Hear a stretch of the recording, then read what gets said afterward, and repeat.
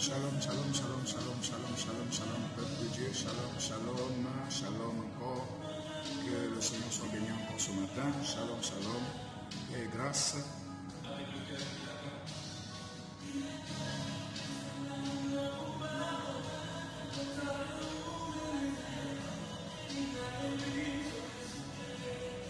Voilà. Bonjour, shalom à tous ce matin. Comme précédemment annoncé, nous nous retrouvons tous les dimanches sur vidéo. Donc ce matin encore, je viens partager ces moments avec vous, pour ceux qui sont connectés sur Facebook, sur WhatsApp, sur les réseaux sociaux. Donc ce matin, nous allons encore partager rapidement un message.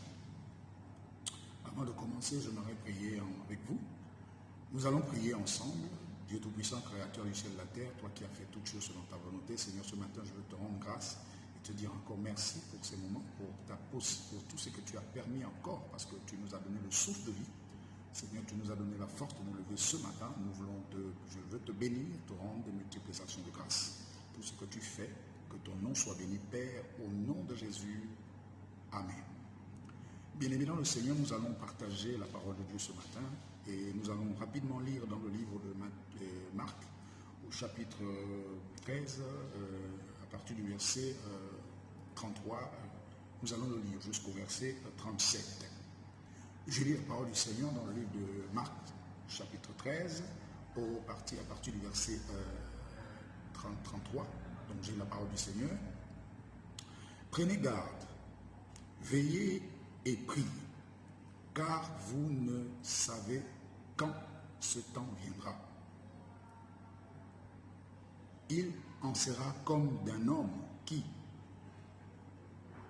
partant pour un voyage, laisse sa maison, remet l'autorité de ses serviteurs, indique à chacun sa tâche et ordonne au portier de veiller. Veillez donc, car vous ne savez quand viendra le maître de la maison, ou le soir, ou au milieu de la nuit, ou au chant du coq, ou le matin. Ne craignez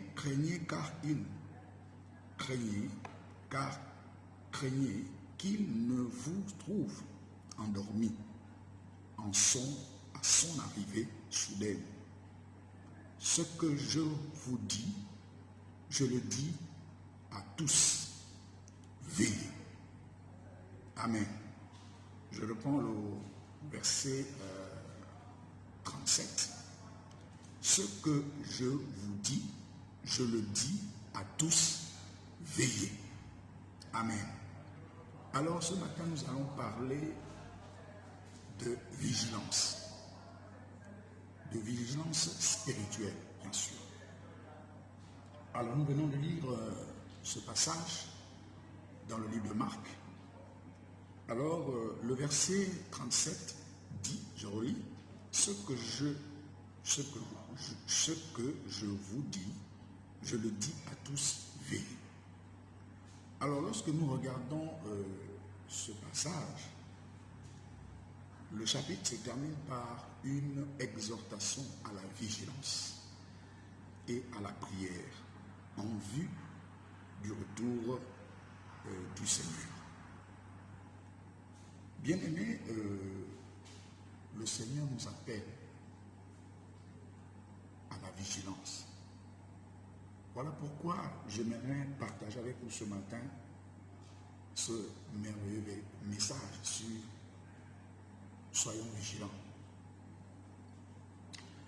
Bien-aimé, l'Église aujourd'hui est tombée dans la léthargie, dans un sommeil profond, dans les habitudes et les coutumes. Alors le Seigneur, au travers de cette parole de ce matin, vient encore interpeller l'Église. Lorsque je parle de l'Église, je ne parle pas ici d'une dénomination. Je ne parle pas d'ici, je ne parle pas ici d'un bâtiment. Je ne parle pas d'ici de le torrent, la source qui coule, ou le salut, non. Je parle ici de l'Église. L'Église que nous sommes, que je suis, que tu es l'Église. Alors ce message s'adresse à l'Église. Veillez. Alors veiller, c'est faire attention. Veiller veut dire faire attention. Faire attention. Oui, nous devons veiller, bien-aimés. Car nous ne savons pas. Car les temps sont mauvais. Oui, veillez ici. Le Seigneur appelle quelqu'un ce matin. Le Seigneur exhorte l'Église. Exhorte une personne à veiller. Nous devons devenir des veilleurs. Nous devons devenir des gardiens, des surveillants, chacun pour sa part. Le mot veiller ici veut dire faire attention. Faire attention, c'est une interpellation. Faire attention. Attention au monde. Attention au péché. Attention parce que le retour de notre Seigneur est imminent. Oui, bien-aimé, il est imminent.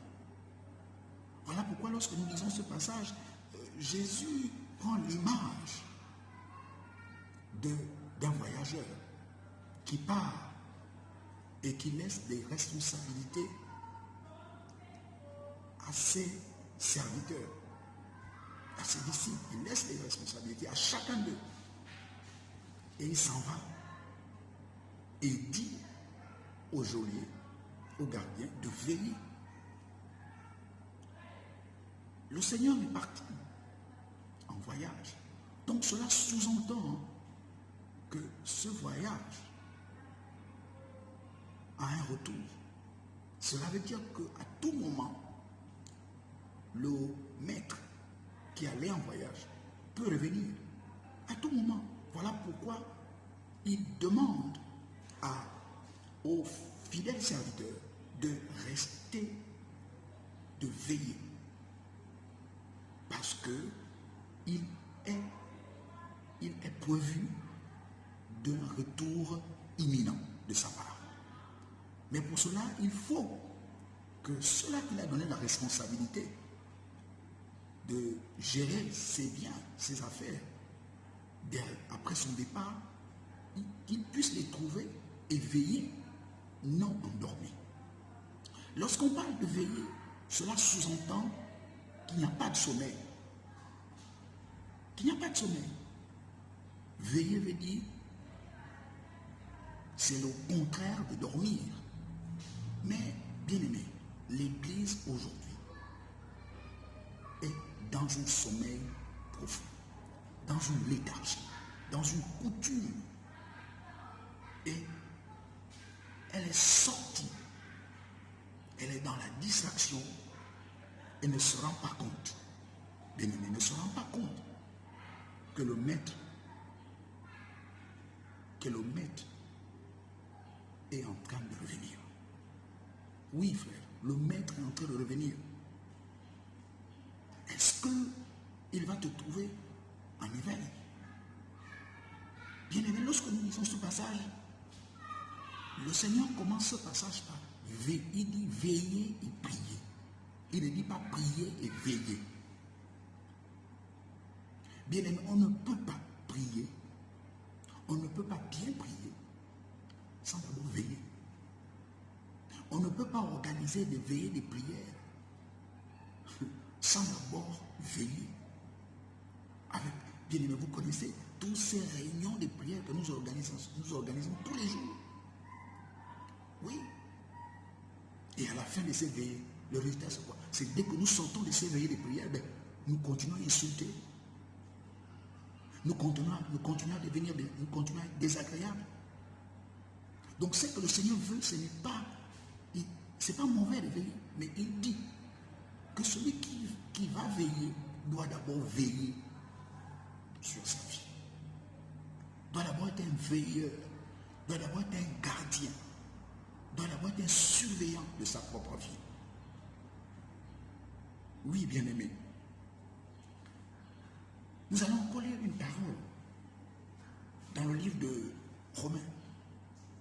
Nous allons lire la parole de Dieu dans le livre de Romains. Nous allons prendre Romains 13. Romains 13. Excusez-moi un instant. Romains 13, versets 11 à 12. Versets 11 à 12. Alors, j'ai lu la parole du Seigneur. Cela ne fut 11 à 12 autant pour moi. Cela importe d'autant plus que vous savez qu'en quel temps nous sommes. C'est l'heure de vous réveiller, enfin du sommeil, car le salut est plus près de nous que lorsque nous avons cru. La nuit est avancée, le jour approche. Dépouillons-nous donc des œuvres des ténèbres et revêtons les armes de lumière. Bien-aimés, la nuit est avancée, le jour approche. Dépouille-toi des œuvres des ténèbres.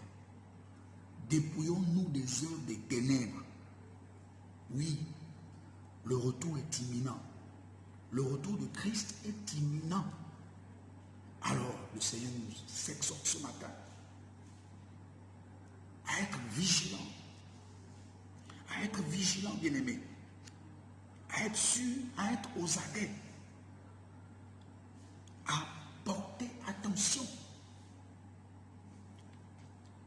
Oui, bien-aimé. Est-ce que tu es aux aguets? Est-ce que tu es aux aguets? Bien-aimé, je vais encore dire à quelqu'un ce matin que ici, veiller, comme le Bible nous fait comprendre ce matin, veiller doit être pour le chrétien. Je dis pour le disciple, bien sûr. Excusez-moi, pour le disciple, un état d'esprit. Lorsque le Seigneur dit veiller, ce n'est pas seulement veiller la nuit, non. Veiller ici sous-entend à tout moment, à toute heure, à toute seconde, à toute minute, nous devons veiller. Chacun de nous doit devenir un veilleur. Chacun de nous doit devenir un gardien. Chacun de nous doit devenir un agent, un surveillant. Oui, bien-aimé, nous devons veiller. Nous devons veiller. La vigilance est nécessaire dans le combat spirituel. Oui, la vigilance est nécessaire dans le combat spirituel. La vigilance est nécessaire dans le combat spirituel. La vigilance est nécessaire dans le combat spirituel. Donc je vais exhorter quelqu'un ce matin. Je vais exhorter quelqu'un encore ce matin à dire veille. Veille. Veille.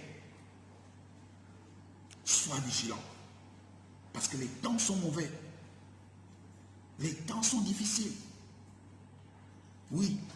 Sois le gardien de ta vie. Sois le gardien de tes paroles. Sois le gardien de tes pensées. Oui, sois le gardien. Sois le surveillant de tes pensées, de tes paroles, de tes actes. C'est ce que le Seigneur nous dit dans ce passage. Veillez. On ne peut pas prier sans veiller. Pour bien prier, il faut d'abord veiller. Voilà pourquoi dans ce passage, le Seigneur a commencé par dire veillez. Il n'a pas dit prier. Non, il dit veiller et prier. Cela veut dire, lorsqu'il dit de veiller, il nous exhorte à la vigilance. Il nous exhorte d'abord à veiller pour mieux prier, pour bien prier, bien sûr, il faut veiller. Il n'y a que celui qui est en état de veille, il n'y a que celui qui n'est pas dans le sommeil qui peut prier. Vous savez l'histoire. Vous connaissez l'histoire dans la Bible. Dans Matthieu 26. Lorsque Jésus revient, il trouve les disciples en train de dormir. Il dit, vous n'avez même pas pu rester quelques minutes. Donc il n'y a que celui qui est éveillé qui peut prier. Mais celui qui est endormi ne peut pas prier. Bien-aimé, j'exhorte quelqu'un ce matin, veillez. Je ne dis pas prier, je dis veiller d'abord avant de prier. Pour que ta prière soit efficace, il faut que tu sois en état d'éveil spirituel. Il faut que tu veilles sur ta vie. Il faut que tu veilles sur tes paroles. Il faut que tu sois le gardien de tes paroles, que tu sois le gardien de tes actes, le gardien de tes pensées. Pour que quand tu vas prier, ta prière aura de l'impact. Bien aimé, je vois aujourd'hui dans les réseaux sociaux, il y a beaucoup d'organisations de prière. Il y a des réunions de prière qui se font. Mais la prière, la meilleure de toutes les prières, c'est la prière qui est adressée par quelqu'un qui est en éveil spirituel. Oui, c'est quelqu'un qui est en éveil spirituel qui peut prier. Mais lorsqu'on est endormi, lorsqu'on marche, on vit dans les coutumes et les traditions. J'ai noté quelque part que les habitudes estompent la vigilance. Les habitudes estompent la vigilance. C'est-à-dire, lorsqu'on est dans les habitudes, l'habitude vient comme couvrir, comme empêcher, comme nous amener à oublier que nous devons être vigilants, nous devons faire attention. Oui,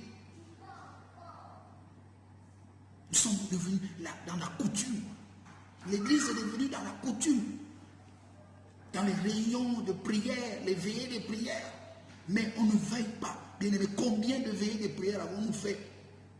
Et qu'à la sortie de ces veillées de prière, bien aimé, nous nous comportons toujours de la même manière. Nous sommes les premiers qui insultons. Nous sommes les premiers qui posons des actes contraires à la volonté de Dieu. Voilà pourquoi je dis à quelqu'un, veille avant d'aller veiller la nuit. Dans une dénomination. Parce que ce message s'adresse à toi, à l'église. Pas à une dénomination. Pas un bâtiment. Non, non. C'est l'église qui doit veiller. Parce que c'est l'église qui sera enlevée. C'est l'église qui va aller à la rencontre de l'époux. Et nous sommes dans ces temps, bien-aimés. Nous sommes dans le temps où nous devons nous préparer. Nous devons être en éveil. Nous devons sortir de cette léthargie. L'église, je parle ici de l'église. Je ne parle pas ici du bâtiment. Je ne parle pas ici d'une dénomination. Je parle ici de l'église. L'église est dans la léthargie, dans un sommeil profond. Elle doit se réveiller. Elle doit se réveiller. Elle doit faire attention. Parce que les temps sont mauvais. Le retour du Seigneur, le retour de l'époux est imminent. Les signes sont là. Bien aimé, les signes sont là. Tous les signes sont là. Nous devons nous préparer. Nous devons nous préparer. C'est un appel à un ressaisissement. Un appel à se ressaisir. Un appel à s'examiner. Oui, chacun de nous doit s'examiner maintenant. Ce n'est plus le temps de beaucoup parler, beaucoup réfléchir. Chacun de nous doit rentrer dans une intimité. Chacun de nous doit rentrer dans la recherche pour savoir si réellement ce que je fais où je suis là, est-ce que je suis encore en règle avec le Seigneur? Parce que la Bible dit, nous ne savons ni l'heure ni le jour. Oui, comme ce maître qui est parti en voyage, mais il a laissé les responsabilités à ses serviteurs. Mais la Bible nous dit quoi? Il a dit de veiller parce qu'il a demandé de veiller parce qu'à tout moment, il pourrait arriver. Le Seigneur est en train d'arriver. Est-ce que tu es à ton poste? Est-ce que tu es à ton poste? Frère, est-ce que tu es à ton poste? La sœur, le pasteur, est-ce que tu es à ton poste? Est-ce que tu es vraiment, frère, sœur, est-ce que tu es là où Dieu t'attend? Est-ce que tu es en train de faire ce que Dieu t'a appelé à faire en ce moment? Ou tu es dans la distraction? Alors veille. Pour mieux prier, il faut d'abord veiller sur ta vie. Sois le gardien de tes pensées. Sois le gardien de tes actes. Veille sur ta bouche. Veille sur tes actes. Veille sur tes paroles. Parce que la Bible dit que par nos paroles, nous serons condamnés. Nous serons justifiés. Oui, par nos paroles. Donc veille. Je veux dire à quelqu'un ce matin, veille. Je vais appeler quelqu'un à la vigilance. Je dis bien la vigilance spirituelle. Oui, frère. Voici pourquoi ce matin, je viens interpeller l'Église. Je parle bien de l'Église. Je ne parle pas d'une dénomination. Je parle de l'Église. Alors, est-ce que tu as une veille? Ou tu passes ton temps à faire des veillées spirituelles? Ce n'est pas ce qui est important. Oui, la veillée, ce n'est pas interdit de faire des veillées. Mais pour mieux veiller, faire une veillée de prière, il faut que tu veilles d'abord. Il faut que tu sois un gardien de tes pensées, un gardien de tes paroles, pour que tu puisses aller dans ta communauté faire des veillées de prière. Parce que si tu ne veilles pas sur tout ça, la veillée de prière que tu fais, ça devient de la routine, ça devient de la coutume, ça devient de l'habitude. Et lorsqu'on est dans les habitudes, ben, on n'est plus vigilant. On ne fait plus attention à notre vie. On ne fait plus attention. On est dans la distraction et on oublie l'essentiel. Voilà pourquoi je vais terminer par ces paroles en disant simplement à quelqu'un ce matin, veille. Je dis à quelqu'un, veille. Fais attention. Parce que l'heure, le jour, nous ne le connaissons pas. La Bible dit même le Fils de l'homme ne connaît pas. Mais Dieu seul connaît. Alors s'il vient maintenant, si le serviteur, le maître revient, le maître de la maison revient, te trouvera-t-il éveillé ou endormi? Telle est la question. Alors, frère, que le Seigneur bénisse encore ce moment. Que le Seigneur bénisse encore sa parole. Que le Seigneur bénisse encore l'Église. Je parle bien de l'Église. Pour ce message, pour cette exhortation de ce matin. Bien aimé, les temps sont mauvais. Les temps sont mauvais. L'Église doit se ressaisir. L'Église doit revenir à l'essentiel. Oui, au lieu d'aller de tout vent de doctrine, d'aller dans des discussions. Aujourd'hui, nous sommes dans les discussions avec la pandémie. Aujourd'hui, l'actualité est devenue le corona. Non, mais c'est lui qui doit être élevé. C'est lorsque Jésus a rendu grâce à Dieu, il a rendu grâce que Lazare est ressuscité de la tombe. C'est une action de grâce. C'est la prière, c'est l'action de grâce qui a mené le miracle de Lazare. Ce n'était pas l'intercession. Ce n'était pas les veillées de prière. Je ne suis pas contre les veillées de prière. Mais je suis contre le fond de ces veillées de prière. Qui ne sont pas faites comme le Seigneur veut. C'est devenu la routine. La coutume. L'église est devenue traditionnaliste. La religion va sombrer dans l'église.